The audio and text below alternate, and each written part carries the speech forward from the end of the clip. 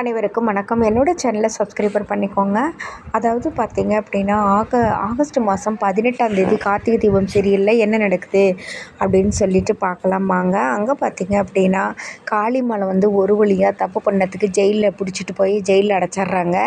அதுக்கப்புறமா சிவனாண்டியை அவங்க அப்பனும் வந்துட்டு பார்த்தீங்கன்னா, சாமுண்டீஸ்வரி வீட்டில் போட்டி போடுவாங்க. தோற்று போயிட்டா நாங்கள் வந்து உங்கள் வீட்டில் வேலை செய்கிறேன்னு, அதே மாதிரி பாத்திரம் தைக்கிறது, துணி துவைக்கிறதுன்னு போட்டு வேலை வாங்கிட்டுருக்குறாங்க. அதே மாதிரி ரேவதி இவங்கெல்லாம் பார்த்திங்கன்னா பயங்கரமாக காமெடியே பண்ணிகிட்ருக்குறாங்க. அவங்கக்கிட்ட துணியெல்லாம் கொண்டாந்து போடுறது, துவைக்க முடியாமல் இருக்கிறது, வீடு துடைக்கிறது, இந்த மாதிரி வேலையெல்லாம் செஞ்சுக்கிட்டே உட்காந்துட்ருக்குறாங்க.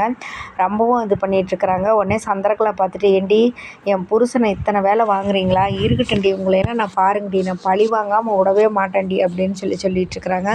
உடனே பெரிய மாப்பிள்ளை இருந்துக்கிட்டு, பாத்திரத்தையெல்லாம் ஒழுங்காக தேய்ங்க, துணியெல்லாம் ஆமாம் நீங்களாம் முன்ன பின்ன துவைச்சதே கிடையாதா அப்படின்னு சொல்லி கேட்குறாரு சிவனாண்டி. இல்லை நாங்கள்லாம் வந்து மிஷினில் போட்டு துவைப்போம். சரி நீங்கள் எங்கே தோற்று போயிடுவீங்க நல்லா தெரியும், அதனால தான் துணியெல்லாம் துவைக்காமையே வச்சுருந்தேன், இந்த எல்லா துணியும் அந்த பாத்திரத்தை தேய் அப்படின்னு சொல்லிட்டுருக்காங்க. அதுக்கப்புறமா வீடெல்லாம் தொடச்சி விட சொல்கிறாங்க. உடனே வீடு தொடச்சிட்ருக்குறாங்க. வீட்டெல்லாம் ஒழுங்காக துடைக்கணும் அப்படி இப்படின்னு சொல்லி கிண்டல் பண்ணிவிட்டு பெரிய மாப்பிள்ளை சொல்கிறாரு, வீட்டில் பெண்கள் வந்து சும்மா இருக்காங்க அப்படி இப்படி நம்ம எவ்வளோ கொடுமைப்படுத்துகிறோம், பேசுகிறோம், திட்டுறோம். நீ என்னைக்காச்சும் பொம்பளைங்களை மதிச்சிருக்கியாயா, பொம்பளைங்களை கேவலமாக தானே நீ நினைப்ப, இப்போ தெரியுதாயா பொம்பளைங்களோட அருமை என்னன்னு.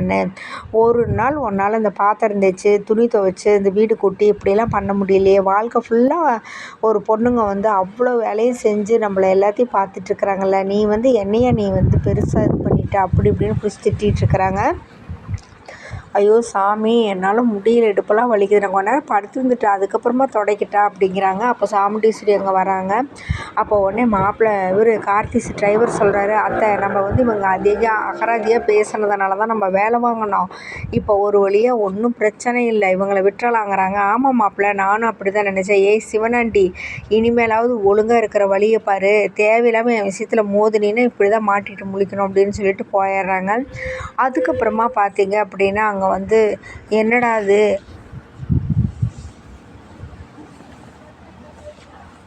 நம்ம எந்த பிளானை போட்டாலும் நடக்கவே மாட்டேங்குது அப்படின்னு சொல்லிட்டு இது பண்ணுறாங்க. உடனே சிவனாண்டி சொல்கிறாங்க, டேய் என்னையாடா இப்படிலாம் வேலை வாங்கி கேவலப்படுத்துனேன், என்னைக்காக இருந்தாலும் உன்னை நான் விட மாட்டேன்டா அப்படின்னு சொல்லிட்டு போகிறாங்க. உடனே சந்திரகலா வந்து கார்த்திகிட்ட சொல்கிறாங்க, என் புருஷன் ராஜா மாதிரி இருந்தவனை கூட்டியாந்து வீட்டு வேலை செய்ய வச்சுட்டு இல்லை, உன்னை சும்மா விட மாட்டேன்டா அப்படிங்கிறாங்க.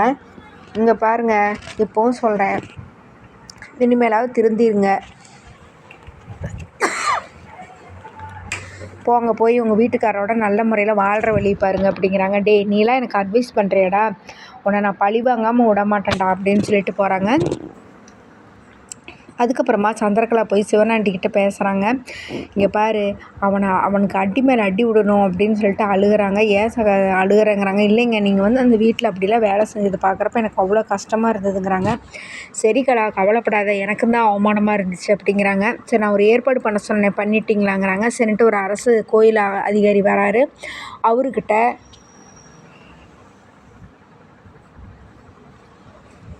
என்னென்ன பண்ணணும் என்னென்ன செய்யணுங்கிற பிளானை சந்திரகலா சொல்கிறாங்க. இவங்க திருந்தவே இல்லை, மறுபடியும் பிளானை போட ஆரம்பிச்சிட்டாங்க. அதுக்கப்புறமா சரின்ட்டு அந்த அதிகாரியும் பணத்தை வாங்கிட்டு போயிடுறாரு. இதுக்கடையில் பார்த்தீங்க அப்படின்னா அந்த பொண்ணு வந்து அவங்கள சாமுண்டீஸ்வரியோட பொண்ணுக்கு வந்து நவீனோட கல்யாணம் ஆயிருமில்ல, அந்த பொண்ணுக்கு மாப்பிள்ளைக்கு அப்பா அம்மாவாக நடிக்கிறவங்க வீட்டுக்கு வர்றாங்க. அவங்க வந்து பார்த்திங்கன்னா சந்திரகலா ஏற்பாடு பண்ணனால அவங்க சும்மா நடிக்கிறாங்க பணத்துக்காக. உடனே இங்கே வந்துட்டு நல்லா 5 லட்சம் எங்களுக்கு கடன் வேணும் அப்படின்னு சொல்லிட்டு 5 லட்சத்தை வாங்கிட்டு போயிடுறாங்க. உடனே கார்த்தி பெரிய மாப்பிள்ளைகிட்ட சொல்கிறாரு, எனக்கு இவங்க மேலே கொஞ்சம் சந்தேகமாக தான் இருக்குதுங்கிறாங்க. சும்மா பெரிய பிஸ்னஸ்மேன் அது இது செக்கு கொடுக்குறேங்கிறாரு, ஆனால் எதுக்கு அத்தைக்கிட்ட வந்து கடன் வாங்கிட்டு இருக்கிறாரு அப்படின்னு யோசிக்கிறாங்க. அதுக்கப்புறமா சொல்லிட்டு பணத்தை எடுத்து 2 பேர் வெளியில் வராங்க. உடனே அந்த அம்மா பணத்தை கொடு அப்படின்னு சொல்லிட்டு கேட்குறேன். 2.5 லட்சம் ரூபா எனக்கு வந்தால் உனக்கு தெரியுதில்ல அப்படிங்கிறாங்க. நான் தான் தரேன்னு சொல்லிட்டேன்ல, வா நம்ம சீக்கிரம் போயிடலான்ட்டு போகிறாங்க. இப்போ சந்திரகலா காரை விட்டு இறங்குறத பார்த்து அதிர்ச்சி ஆகிறாங்க. உடனே வந்துட்டு, உங்களுக்கு 2 பேர்த்துக்கு எவ்வளோ திமிரு இருந்தால் இங்கே எதுக்கு இப்போ வந்தீங்க தேவையில்லாமங்கிறாங்க. இல்லை கொஞ்சம் பணம் வாங்கிட்டு போகலான்ட்டு அப்படிங்கிறாங்க. உங்களுக்கு யாரை கேட்டு இதெல்லாம் செஞ்சிட்ருக்குறீங்க அப்படிங்கிறாங்க. நீங்கள் எங்ககிட்ட பேசின ரேட்டு வந்து ரொம்ப கம்மி, நீங்கள் இது முடிஞ்சோடனே கழட்டி விட்டுருவீங்க, எங்களுக்குன்னு ஒரு செட்டில்மெண்ட் வேண்டாமா, அதனால தான் அப்படிங்கிறாங்க.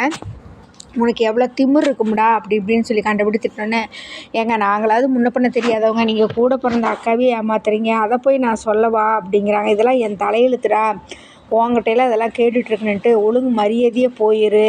நான் இதெல்லாம் இந்த டிரைவர் இந்த வீட்டில் இருக்கிறவன் பார்த்துட்டான்னா அவ்வளோதான், என் தலையெழுத்தே மாறி போயிடும், நல்லா தெரிஞ்சு போயிடும்டா, போங்கடா இங்கேருந்து அப்படின்னு சொன்னோன்னே அவங்க போயிடுறாங்க.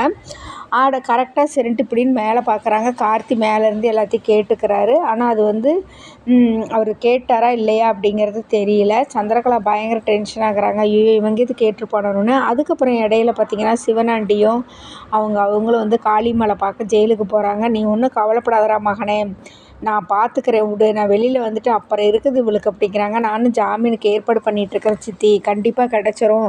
நாங்கள் வீட்டில் பாத்திரம் தேய்ச்சி இந்த மாதிரி இந்த வேலையெல்லாம் வாங்கிட்டாங்க, பழி பண்ணிட்டாங்கன்னு எல்லாத்துக்கும் பழி தீர்க்கலான்ட்டா, கவலைப்படாத, கண்டிப்பாக பழி தீர்க்க தான் போகிறோம் அப்படின்னு சொல்லி பேசிகிட்ருக்குறாங்க. அப்புறமா பார்த்திங்கன்னா சந்திரகலா பிளான் பண்ணினது என்ன அப்படின்னா, அதாவது நோட்டீஸ் போர்டை வந்து ஒட்ட சொல்லுவாங்க. கோயிலில் வந்து பிரச்சனை இருக்குதுன்னா அபிராமி பேரில் தான் அந்த நிலம் இருக்கும், கோயில் இருக்கும். அதனால் மாற்றி 3 பசங்க மேலே எழுத சொல்லுவாங்க. எழுதுனா தான் நீங்கள் வந்து கோயில் எல்லாமே பண்ண முடியும் அப்படின்னு சொன்னதுனால, அப்போ வந்து அவன் வந்து கையெழுத்து போட வந்தாகணுமில்ல, வரப்போ கார்த்தியை மாட்டி விடலான்ட்டு இவங்க எல்லோரும் சேர்ந்து பிளான் பண்ணுவாங்க. சொன்ன மாதிரியே அதிகாரி போய் நோட்டீஸும் ஒட்டுவார். உடனே கார்த்தியோட பாட்டி வருவாங்க. ஊர்க்காரங்களும் வந்துட்டு, என்னங்க நீங்கள் பாட்டில் நோட்டீஸ் விட்டுருக்குறீங்க, என்ன விஷயங்கிறாங்க. இங்கே பாருங்கள், இந்த இடம் அபிராமிங்கிற பேரில் இருக்குது, அவங்க வந்து இறந்துட்டாங்க, இப்போ அவங்க வாரிசுங்க வந்து பேரில் பத்திரத்தை மாற்றி எழுதுனா தான் நீங்கள் கோயிலில் எல்லா வேலையும் பார்க்க முடியும் அப்படி இப்படின்னு சொன்னோடனே சரின்ட்டு பாட்டி இருந்துட்டு, சரிங்க எங்கள் பசங்களை நான் வந்து ஃபோன் பண்ணி வர சொல்லிடுறேன், வந்துடுவாங்க அப்படின்னு சொல்கிறாங்க. உடனே இருந்துக்கிட்டு ஊர்க்காரங்களும் அவர் அதிகாரியும் சரி அப்படின்ட்டு போயிடுறாங்க. ஊர்க்காரங்களும் சரிம்மா, நம்ம செய்கிற மாதிரி அபிராமி அம்மா மேலே இருக்கிறத நம்ம பசங்க நம்ம பசங்களுக்கு தானே எழுதி வைக்கிறோம், மாற்றி எழுதி வச்சுருங்கம்மாங்கிறாங்க.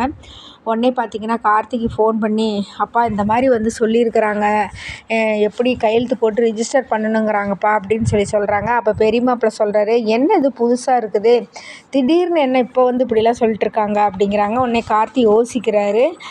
அதோடு பார்த்திங்கன்னா எபிசோடு முடியுது. நன்றி, வணக்கம்.